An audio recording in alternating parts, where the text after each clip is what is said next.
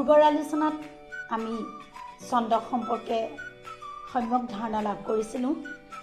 আজি ছন্দৰ ভাগসমূহৰ বিষয়ত আলোচনাৰ মাজলৈ আগবাঢ়িছোঁ। মিত্ৰাক্ষৰ ছন্দ সজ্জাৰ ভাগসমূহৰ বিষয়ে আমি বহুলভাৱে আলোচনা কৰিবলৈ আগবাঢ়িছোঁ।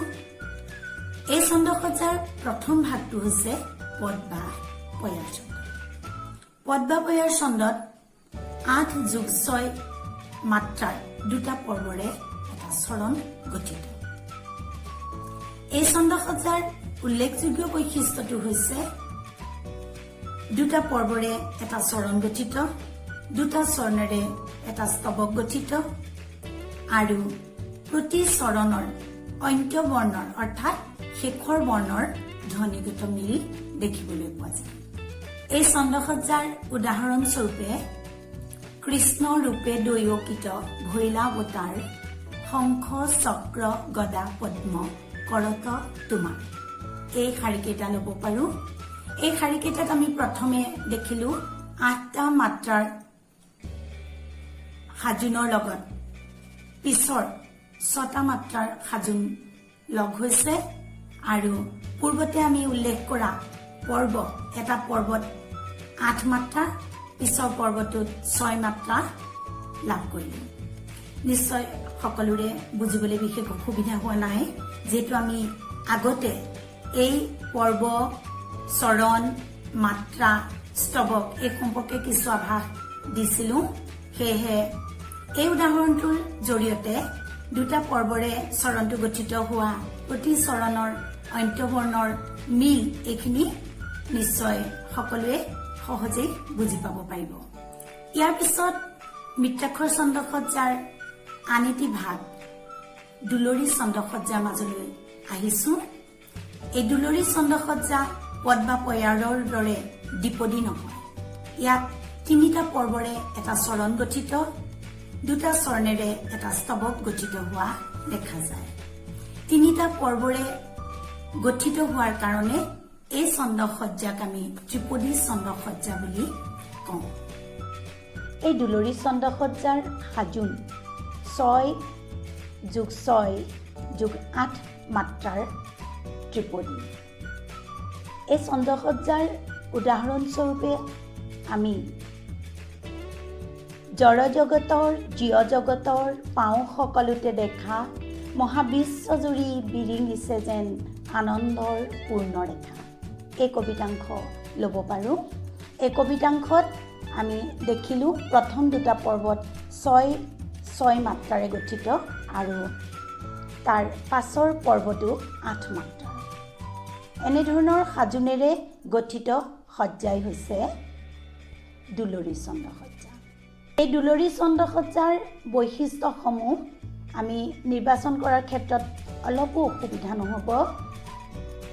3টা পৰ্বৰে ইয়াৰ এটা চৰণ গঠিত, দুটা চৰণেৰে এটা স্তৱক গঠিত, প্ৰতি চৰণৰ অন্ত্যমিল দেখিবলৈ পোৱা গৈছে।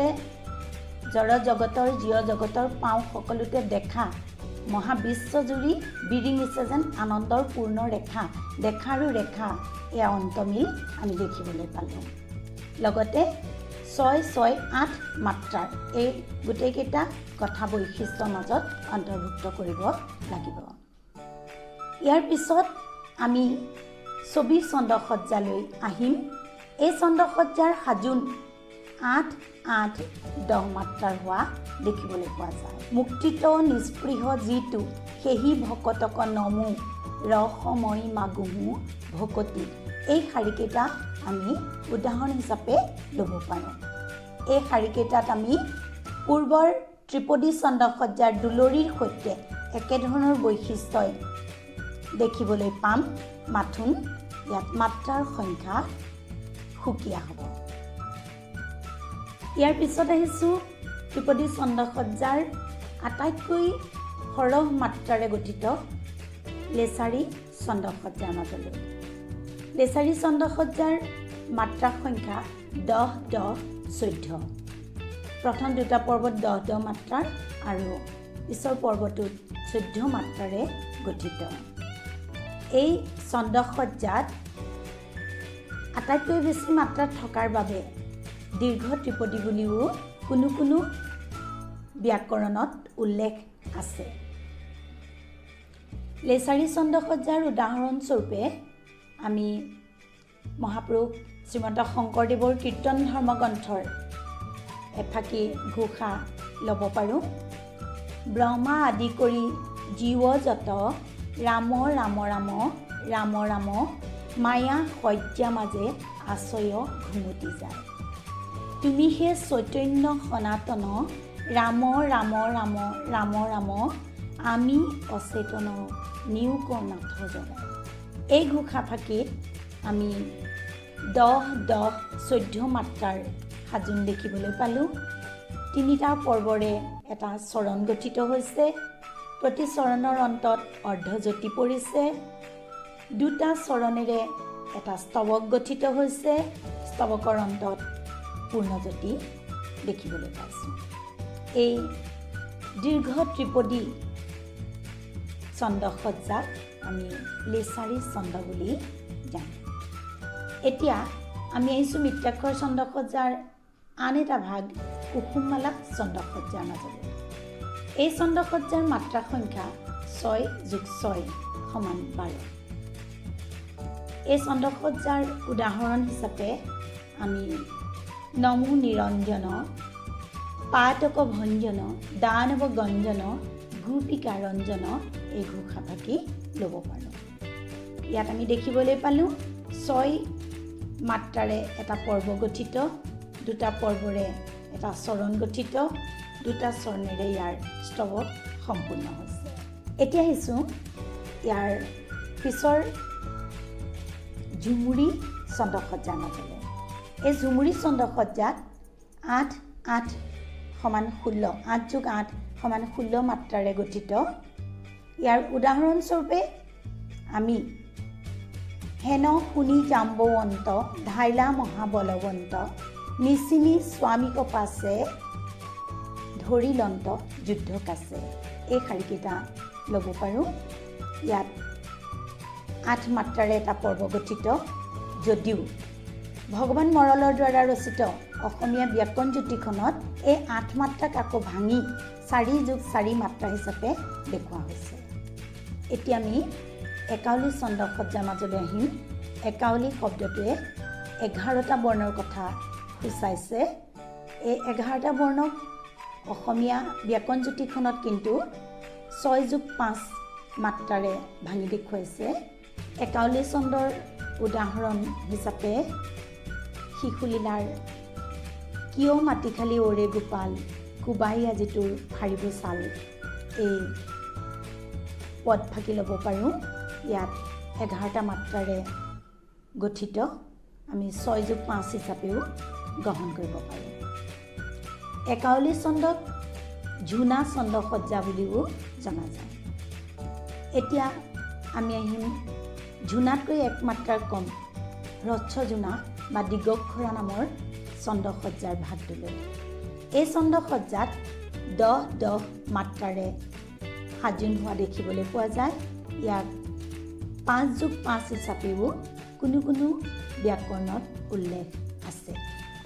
উদাহৰণস্বৰূপে দিনেক যশোদা নন্দ জায়া আপুনি মথন্ত দধি গয়া এই পদফাঁকি আমি ল'ব পাৰোঁ। এই পদফাঁকিত 10-10 মাত্ৰাৰে গঠিত, 5+5 কৰিও আমি ভাগ কৰি ল'ব পাৰোঁ। মিত্ৰাক্ষৰ ছন্দসজ্জাৰ ভাগ হিচাপে আমি চনেট কবিতাকো ধৰিব পাৰোঁ। এই চনেটত 14টা শাৰী থাকে, প্ৰতিটো শাৰীতে 14টাকৈ মাত্ৰা থাকে। তাৰ দুটা ভাগ, এটা 8টা শাৰীত অষ্টক হিচাপে আৰু আনটো 6টা শাৰীত ষষ্ঠক হিচাপে গ্ৰহণ কৰা হয়। মিত্ৰাক্ষৰৰ সাজোনৰ পৰা কিছু পৰিমাণে মুক্ত হৈ অমিত্ৰাক্ষৰ ছন্দসজ্জাত পুৰণি কবিসকলে কিছু পৰিমাণে সাহিত্য ৰচনা কৰিছে। তেওঁলোকে মাত্ৰা বা চৰণৰ নিৰ্দিষ্ট সাজোন মানি চলিবলৈ বাধ্য নহয়। এনেকুৱা সাজোনৰ কবিতাবিলাককে আমি অমিত্ৰাক্ষৰ ছন্দ বুলি ক'ব পাৰোঁ। এইবিধ ছন্দসজ্জাই চৰণৰ অন্ত্যমিলৰ নিৰ্দিষ্ট নিয়ম মানি নচলিবও পাৰে। উদাহৰণস্বৰূপে আমি বীৰেন্দ্ৰ কুমাৰ ভট্টাচাৰ্যদেৱৰ বিষ্ণু ৰাভা এতিয়া কিমান ৰাতি, তুমি সাৰে আছা, সাৰে আছো মন আৰু সাৰে আছে প্ৰীতি, এই কবিতাটো ল'ব পাৰে। চন্দ্ৰসজাৰ অন্তিমটো ভাগ স্পন্দিত গদ্য হিচাপে আমি পাইছোঁ। এই স্পন্দিত গদ্যক বহুলোকে মুক্তক ছন্দ হিচাপে গ্ৰহণ কৰিছে। সম্পূৰ্ণ স্বাধীনতাৰে কবিসকলে, বিশেষকৈ আধুনিক কবিসকলে সম্পূৰ্ণ স্বাধীনতাৰে কবিতাবোৰ লিখিছে। কেতিয়াবা কোনো এটা শাৰীত যদি কেইবাটাও শব্দ আছে, পিছৰ শাৰীটোত এটা শব্দই তেওঁলোকৰ ভাৱ প্ৰকাশ কৰিবলৈ চেষ্টা কৰিছে। এনেধৰণৰ কবিতাক আমি মুক্তক ছন্দ বুলি ক'ব পাৰোঁ। উদাহৰণস্বৰূপে, আশংকাই যে এতিয়া জীৱন, জীৱনৰ অন্য নাম আশংকা, মোৰ মনত তোমাৰ প্ৰাণত, মোৰ গাভৰু বাইদেউ আৰু খুৰীজনীৰ ৰক্তত মাথোঁ আশংকা। এই কবিতাৰ স্তৱকটো কবিয়ে ইচ্ছা অনুসৰি কোনো এটা শাৰী দীঘলকৈ, কোনো এটা শাৰী চুটিকৈ লিখিব পাৰে। বৰ্তমান কাব্য সাহিত্যত কবিসকলৰ এনেধৰণৰ কবিতাই অধিক পৰিমাণে আমি পাওঁ। এই স্পন্দিত গদ্য সাধাৰণতে বহুলোকে কবিতা বুলি ক'ব নোখোজে। ইয়াক গদ্য, তাৰ প্ৰতিটো শব্দই এক ঝংকাৰ সৃষ্টি কৰে। আমি কবি যতীন্দ্ৰনাথ দুৱৰাদেৱৰ কথা কবিতা পাইছিলোঁ। সেই কথা কবিতা মোৰ শেষ পাঠ, উদাহৰণ এটা দিছোঁ, মোৰ শেষ পাঠৰ প্ৰতিটো শাৰী আমি গদ্য পঢ়িছোঁ নে পদ্য পঢ়িছোঁ, কেতিয়াবা নিজৰ মাজতেই ভ্ৰম হৈ যায়। ইতিমধ্যে আমি ছন্দ সম্পৰ্কে কিছু আলোচনা আগবঢ়ালোঁ। এতিয়া দেখা যায় ভিন ভিন ব্যাকৰণত ব্যাকৰণবিদসকলে এই বিষয়সমূহৰ সম্পৰ্কত কেতিয়াবা অমিল, কেতিয়াবা ক'ৰবাত সম্পূৰ্ণ মিল নথকাকৈও মতামত প্ৰকাশ কৰে। আমি সামান্য বোধগম্যতাৰে এই ছন্দ সংক্ৰান্তীয় আলোচনা আগবঢ়ালোঁ। আশা কৰিছোঁ আপোনালোকে এই ছন্দ সম্পৰ্কত কিমান দূৰ উপকৃত হ'ল এই সম্পৰ্কে আপোনালোকৰ মতামত আগবঢ়াব। ধন্যবাদ।